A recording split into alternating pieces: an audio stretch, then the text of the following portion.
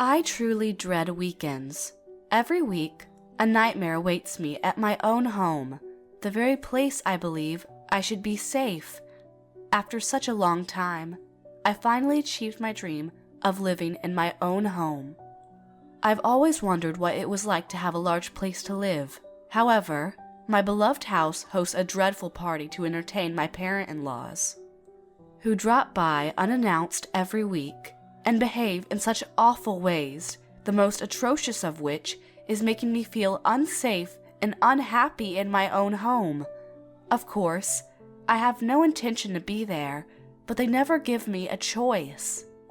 And there are no breaks either. And so there I am, their slave to serve them food, alcohol, and on especially jolly days, entertainment. My husband and I have been married for 3 years now, and we both work our own jobs. When we first got married, we were living in an apartment with 2 individual rooms, along with a living room joining the kitchen. Over time, we grew unsatisfied with where we lived, so we started to discuss the idea of getting our own house. Hey honey, I think it's time for us to get a home of our own. I was just about to say that. I'd like to have a house too. As you're well aware, a house is a pretty big purchase. I supported my husband, who was a man with a bad habit of letting money slip through his fingers without managing it much.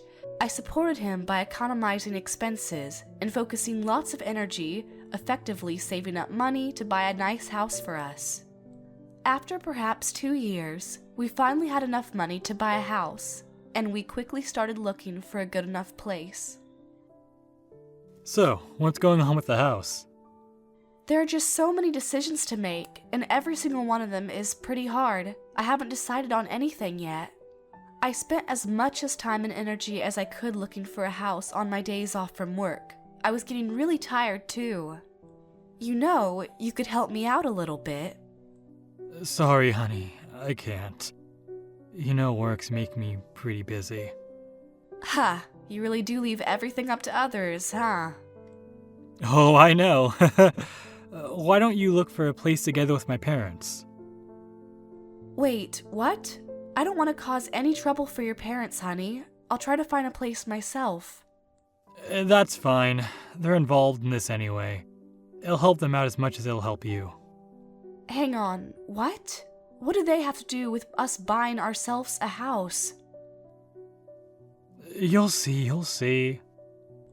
I noticed that my husband's tone sounded hesitant, and I wondered why it sounded like that. To be honest with you, and this will just be between us, I always felt a little uncomfortable with my parent-in-laws, and being with them was never something to look forward to.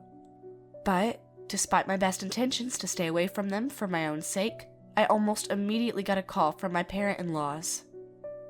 Have you decided on a home yet? I'm thinking of hiring a contracting company run by an acquaintance of mine. About the home, Mr. Cox, Raymond and I will decide where to live together. Thank you so much for offering to help, though.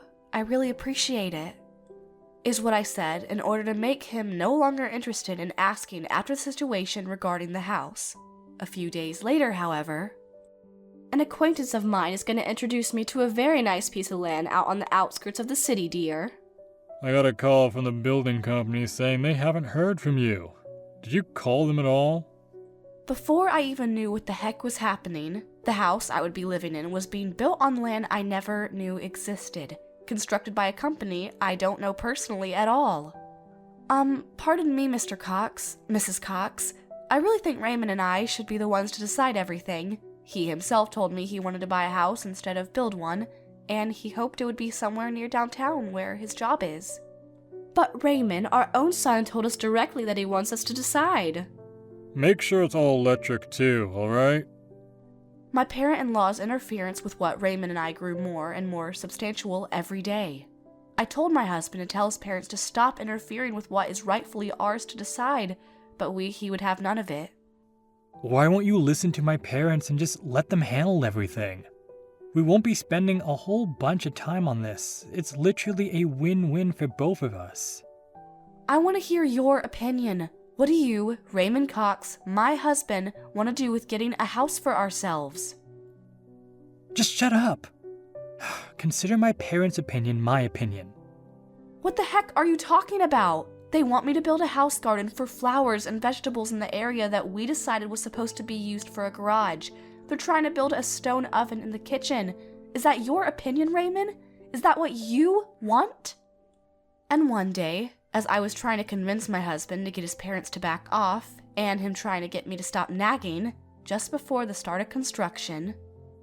Excuse me, please confirm that you really agree with the terms of the contract? I got a call from the construction company I hired to build us the house. I've already had a thorough consultation with the leading architect of the project, and everything seemed to be perfect. Yes, of course, I confirm. Is there anything wrong? The contractor seemed extremely reluctant to say anything. When we first negotiated the project, you mentioned that you and your husband are planning to move in? Just the two of you? Without anyone else? Yes, that's correct. And then, the builder went on to tell me something truly shocking and truly disheartening. These plans suggest that the final outcome will be built exactly like a two-family house, ma'am. Are your parents moving in with you? I felt like I had been hit on the head with a mallet, and now a sledgehammer was grinding away my sanity. No, sir, my parents are not moving in, and neither is anyone else. I don't know how the hell they managed to change the original plan so drastically without me knowing about it. It turned out that my parent-in-laws had a problem with the blueprints that I approved of, and told the architect in charge bullshit. Something like, changes need to be made. In a nutshell, they completely transformed the plans without my permission, and now, my house was unlike anything I ever wanted in a house. And they told the architect that I had personally agreed to these blueprints. The architect, who believed I would give him the thumbs up since he was informed I approved of the plans, was stunned for a brief moment before being visibly frustrated. I deeply apologized to him, which he graciously accepted, saying I wasn't at fault whatsoever. But it still meant that the finalized plans were much bigger than the originals, and far less satisfying. What was more, the garage was supposed to be built on a small plot of land, really did transform into a project to build a vegetable garden. This, too, was the work of my stupid parent-in-laws. The architect then asked me with a hint of the cold shoulder, Are you certain you want the construction to proceed according to these blueprints, ma'am? The awkwardness was excruciating. A few days later, I received a postcard that let me know of a delivery of some furniture for the house's interior. The problem was, I had no recollection of ever ordering such pieces of furniture. And what was more, it was cash on delivery. My parent-in-laws had struck again with an inexcusable act of selfishness. It was just too much for me by this point. I now knew that talking to Raymond about this damn situation wasn't to get me anywhere, and what with my patience at this point breaking, I appealed to my parent-in-laws, and I admit it was aggressive, but who can blame me? Mr. Cox, Mrs. Cox, please stop doing these things behind my back. My plans for a house are ruined now. Oh, what's wrong with giving you some ideas on making a better house? It's our house. I think we should have a say in what ought to be in it, wouldn't you agree? What? Our house? And then the truth dawned on me, and it left me completely petrified. Please don't tell me this isn't happening. Please tell me my parent-in-laws aren't thinking about living with us under the same roof. I flew into a panic, and I quickly called my husband. Honey, listen to me. Your parents are very mistaken about something. What the hell are you talking about? They're saying they're going to move in with us. You never had any idea this was going to happen, did you? Oh, yeah. Now I know what you're talking about.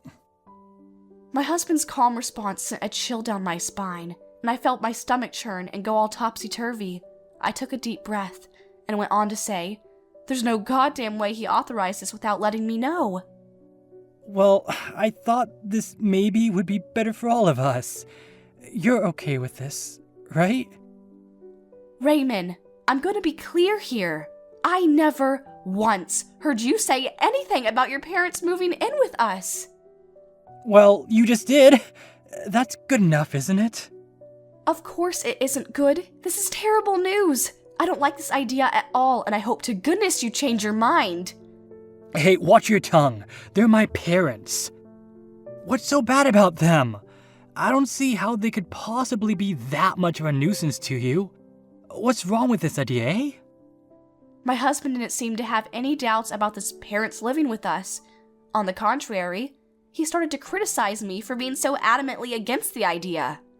You're my goddamn wife, Stacy. Why in the world can't you get along with your husband's parents, eh? Because they changed the plans of our house without my permission. Well, I guess they did go a little overboard with the changing. But they're old. Cut their nosiness and their habit of interfering some slack. They're just trying to be nice and helpful. That's definitely not true, Raymond. I don't have a relationship with your parents that's founded on trust because they've always done things that betray my trust in them. You're gonna have to start building that pretty soon, Stacy. This isn't about the future. This is about the present. In any case, like most people in this world, I can't live with people I can't trust. Psychologically, it's impossible. You're such a nervous wreck, you know that? Alright then. Since it's gonna be this way, and since I don't have another option to make you see the frickin' sense for once, I'm canceling the construction, and you can kiss looking for a house goodbye too. Hey, whoa, slow down. Are you serious right now? Thanks to my adamant opposition, the plan of Raymond's parents to move in with us was put to rest, never to be brought up again. But ever since then, I just can't shake the feeling of distrust I have for my husband, and this seemed to be mutual. He seemed to be getting more and more frustrated with me over time. In the midst of all this negative energy, the house was finally completed, and we officially had our new home. I was going to spend the rest of my life in this house, cooperating with my husband, nurture a very strong bond for our beautiful family. For the first time in a long time, I felt truly positive and optimistic about the future. On moving day, I was taking a break after unpacking a bunch of my stuff, when Raymond told me he wanted to talk to me. And now, I got my own house now. We got our own house now. And I'm also more conscious about being the head of the family and what it means to be that. Is that so? I want you to have that kind of awareness too. The awareness to fulfill your duties as my wife. As my wife sounds like a bit of an exaggeration, I'll be honest. Come on, Stacy, be serious. I'm not joking.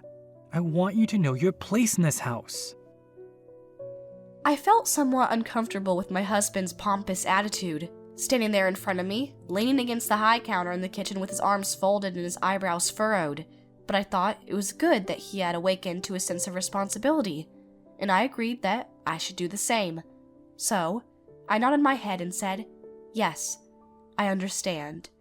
But, little did I know, I was going to regret this decision very much, very soon. That weekend, I was on my way home when I got a call from my husband.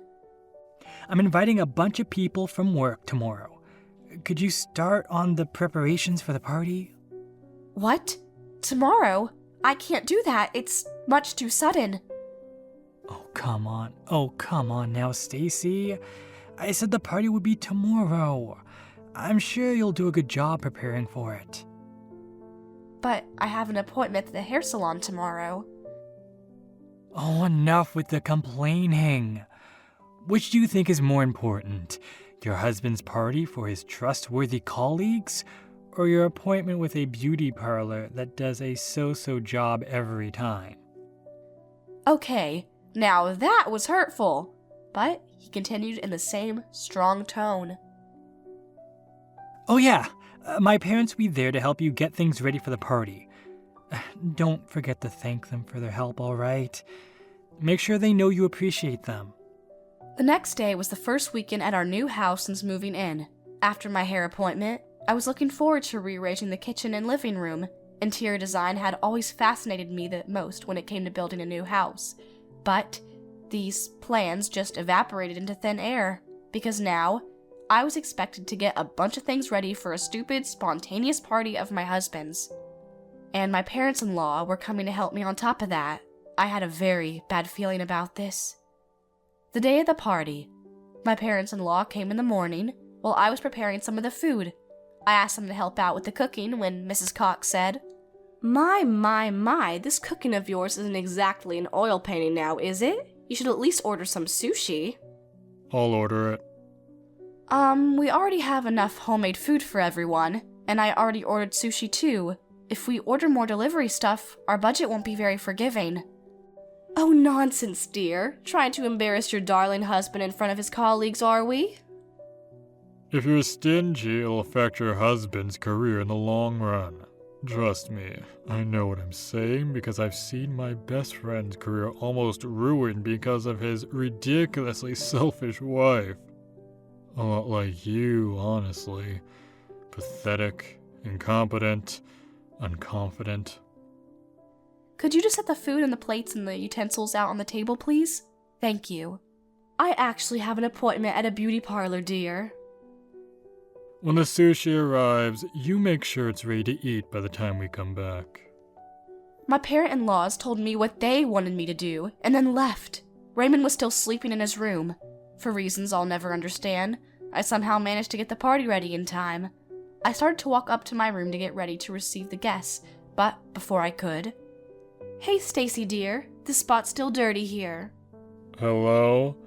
What's the deal with all this dust on your front porch? You better get it right and make sure it shines before the guests start to come. We don't have enough beer, do we? Go get some. My husband, along with his parents, had already got themselves ready for the party, and I had to welcome the guests to our house without makeup on. Well, welcome, everyone. Please, right this way.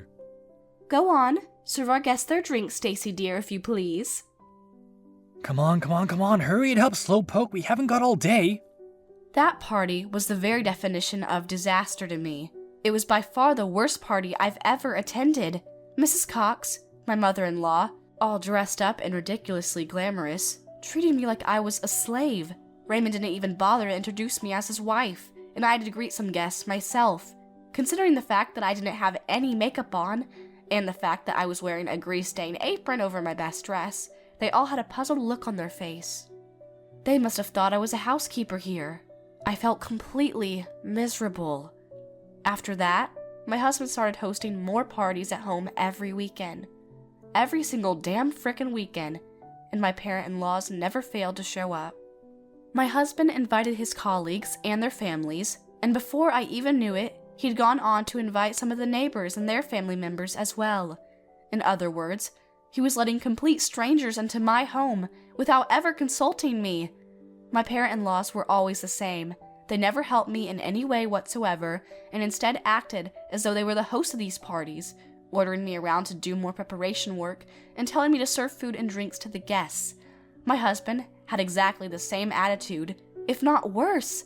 He never once introduced me to anyone as his wife, and always went out deadly drunk by the time everyone went home, well into the night. At first, I complained to my husband about this load of nonsense. Do me a favor, please. No more parties on the weekends. Why not? These parties make everyone so happy and so relaxed. I work a full-time job during the week. I spend my entire days off getting things ready for these stupid parties. You have no idea how exhausting it is. But you do realize my parents are helping you out, right? Or are you so stubborn you refuse to acknowledge their help?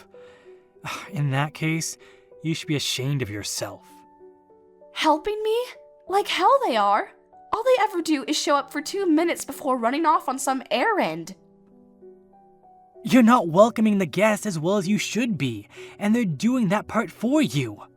Help can come in many different ways, you know. I suggest you be more open-minded and admit they're saving your ass every weekend. Your parents don't help me get these parties set up. They don't clean up after they're over. All they do is eat, drink, and talk. How freaking dare you! I will not have the likes of you talk about my parents in such a disrespectful way. But you know I'm telling the truth. Need I remind you that you were the one that was so adamantly against the idea of them living with us? That's why my parents have to travel all the way to be with us, because you freaking ruined their hopes of living with their son and his wife. Oh great. This again? was the first thought that sprang into my exhausted mind. Whenever I talked to him or disagreed with a decision he made, he would always try to bring the argument to his advantage by reminding me I refused to let my parent-in-laws move in with us. He always said, "I did what you wanted me to do, so now I expect you to keep your end of the bargain." As the days went by, I couldn't even take a legitimate day off because of these weekly parties. But then, I suddenly realized that I hadn't invited my own parents to the new house yet. So, I told my husband, "Don't plan any parties this weekend. I'm inviting my parents over." What the hell are you saying? No. That's not freaking happening. I refuse. Huh? What do you mean, I refuse? Do you have any idea what it means to be a wife, Stacy? You're my wife, and you willingly married into my family. You treat my parents like they don't exist. Okay, that's a bit of a stretch, Raymond, and you know it. You can invite them over if you want, but remember this, my parents come first. Oh, come on! That's just not freaking fair! Your parents come over every week, and as long as you throw parties every weekend, I can't invite my own parents over. Why do your parents have the privilege of spending time with their son, while my parents want to spend time with not just me, as their daughter, but with you, their only son-in-law? I really don't know how I got myself into this mess. How many more sacrifices was my husband going to demand me? I have absolutely no idea. I immediately thought I should talk to someone about this, and it didn't take long before I decided whom I should talk to. I called my mother and told her what had been happening up until then. I tearfully told her that I couldn't invite her to my new home, and apologized so many times. She was surprised at first, but she went quiet and listened to me tell her everything. "Okay, honey, I think I understand what's going on. First things first, you get yourself back home this weekend and we'll sort things out. But I've got a party to prepare for." "Oh dear, you don't even know what's happening to you, do you, honey?"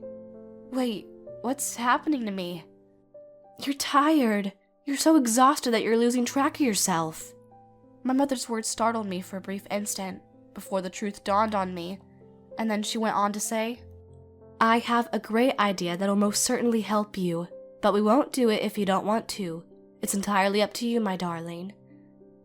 I urged her to tell me what her great idea was, and, as she gave me the details, I admit I was very surprised to hear my mother's good idea.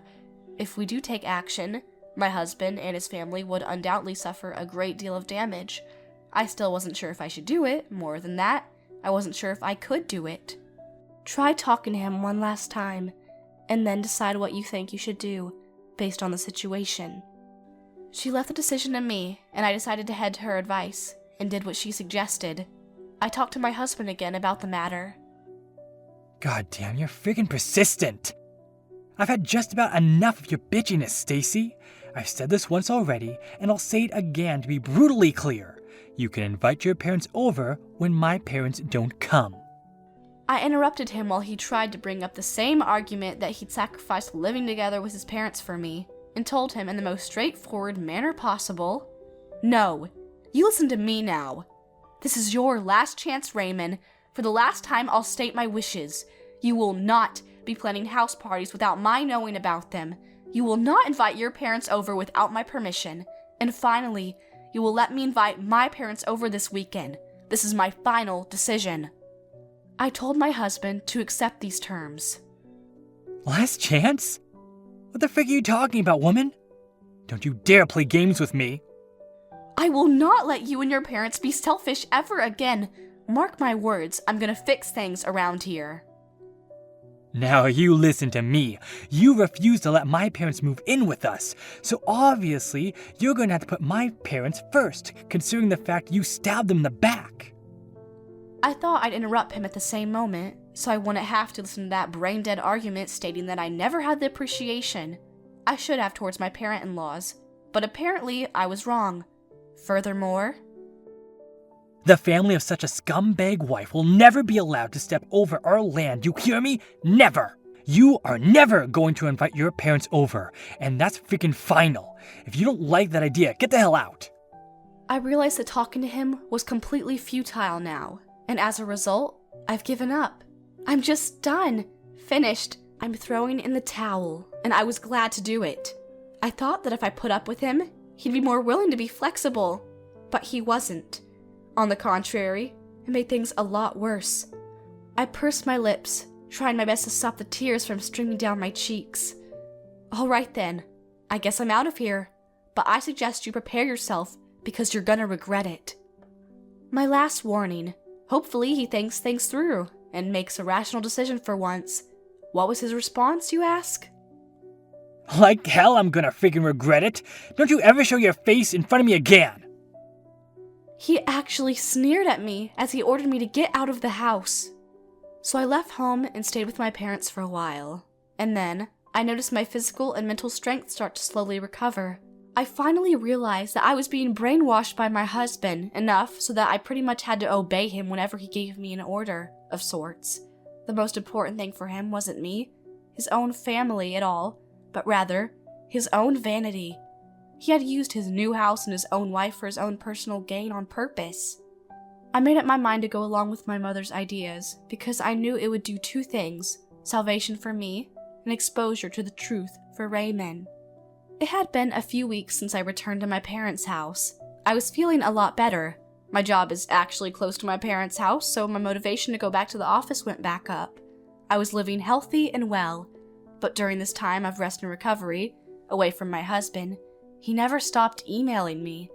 At first, the messages were something that contained the words, "I'll consider forgiving you." Needless to say, his condescensions transcend into the digital world as well, and every single message expressed his concern about the upcoming party at home. The last home party we planned, it was canceled. It's all your fault. You're ruining my reputation at work. Why are you freaking doing this? Enough games, Stacy. Get your stupid ass back here. We've got another one coming up this weekend. Do your duty as a goddamn wife. Raymond was planning an important home party at the end of the month, and he was furious at the fact that I refused to go back to him. Some pretty important people from his job were scheduled to show up, which, admittedly, is a great honor. It was an important event for my husband because it gave him a big opportunity to be promoted to something much better. On the day of this party, I dressed up very nicely, and along with my parents, went back home to attend it. As we walked in, I could see that my husband and my parent-in-laws were entertaining the guest, laying out delivered food on the table, and distributing drinks. I recognized his boss and many of his colleagues who were also attending the party, and I went to greet them warmly. Welcome, welcome, if I may, madam. You look beautiful in that dress. A real bombshell, truly. Why, thank you, Mr. Cox. I think it's the only nice thing you've ever said to me. Mr. Cox realized who he was talking to, and so did Raymond and Mrs. Cox. As soon as they saw me, their breathing became immediately a lot more angry, and what they said wasn't any better. What are you doing? Get your stupid ass to work. Hey, what are you doing in that despicable outfit? What kind of wife are you? Where the hell have you been? And then my in-laws reached for the hem of my dress. Just as their hands came into contact a couple inches, my mother stepped up behind me and slapped their outstretched hands away. Please don't touch the dress that I designed with those greasy hands of yours. What the hell are you talking about? Hey, that woman's my son's wife, ma'am. You keep out of this. My, you sure got some moxie, calling my own daughter your son's wife and not by her real name. During the exchange between my mother and my parent-in-laws, my husband's face grew paler and paler. Oh, Wait, what? Hold on a second. What do you mean, my daughter? So you're the host of the Tay's party, I see. Can you show me around? I'm very interested to finally see this new house of yours that you and my daughter have worked together to build. Oh yeah, I almost forgot. You were the person who said you would never allow the family of such a scumbag of a wife to step into your land. Isn't that correct? My husband's face, looks turned to become more shades of white and red, and sometimes both colors at once. He looked like a pulsating candy cane. Yes, indeed the guest of honor at today's party was my own mother. My parents are executive officers of a business conglomerate affiliated with the textile industry. The centerpiece of Raymond's company business strategy was for the fiscal year was to collaborate with the Department of Design with a bigger company, and that department overseen by none other than my mother. So, my husband, being the stupid show-off that he is, offered to entertain the supervisor, whose identity he didn't even know, by the way, at one of his fancy parties at home.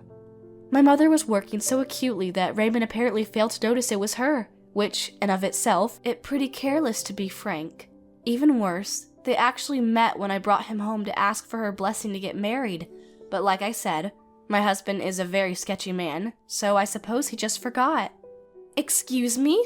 How did your daughter come to behave in such an excusable manner? Who freaking cares? Get your freaking ass in the kitchen. And these old gas bags better follow you too. Stop it, stop it, stop it! These people are valued guests. They're guests of honor, in fact. What? What? My husband and my parent-in-laws were freaking the hell out. It was a glorious sight to behold, and I felt internally grateful to my mother for letting me experience this majestic moment. My mother's eyes darted to my husband. Go get me a drink, please. My husband bolted into the kitchen and came back with 2 glasses. Dad looked at the 2 glasses and said, Bring us another glass for our daughter.